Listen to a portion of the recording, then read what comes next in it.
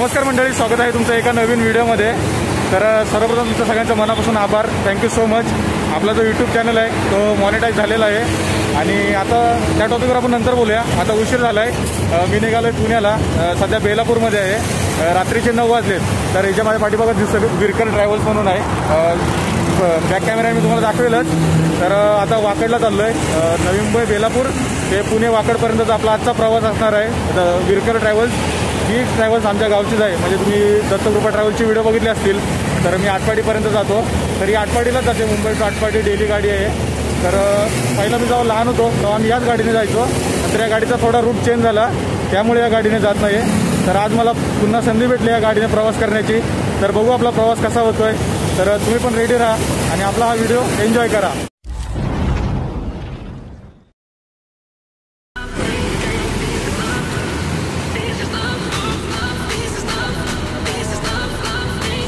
तर मंडळी बघा, ही गाडी आतून एकदम भारी आहे। इंटेरियर बघू शकता तुम्ही, इजा लाइटिंग वगैरे हे बघू।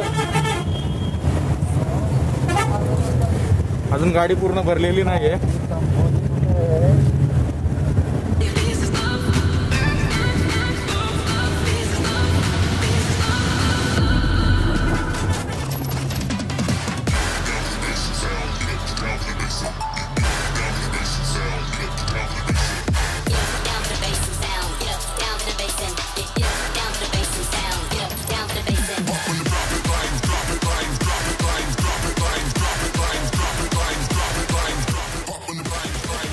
तर मंडळी फायनली आपला प्रवास सुरू झालेला आहे।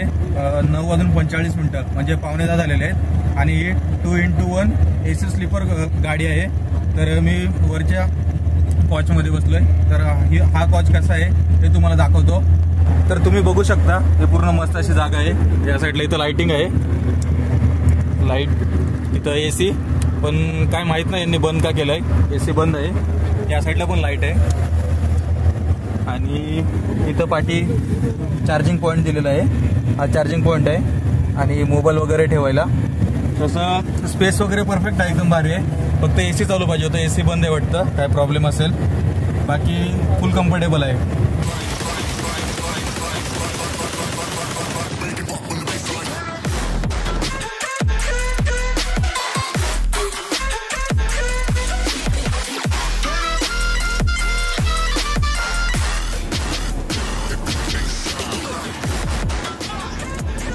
मंडळी भरपूर भूक लागले, असा विचार केला की आता गाडी ढाब्यावर थांबेल, म्हणजे ही गाडी पहिला पनवेलच्या थोडं पुढे ना ढाब्यावर थांबायची। तर आता तिथे जेवण करू। नंतर असं समजलं की ही गाडी पनवेलमध्ये थांबणार नाही, पुण्याच्या पुढे थांबणार आहे ढाब्यावर। याचं कारण असं आहे की आता कोरोना लॉकडाऊन असल्यामुळे ना गाड्या लवकर निघत आहेत आणि लवकर पुढे जात आहेत। तर ही गाडी पुण्यामध्ये ढाब्यावर थांबणार आहे। तर भूक तर भरपूर लागले, काय करणार, आता उपाशी पोटीच प्रवास करायला लागेल।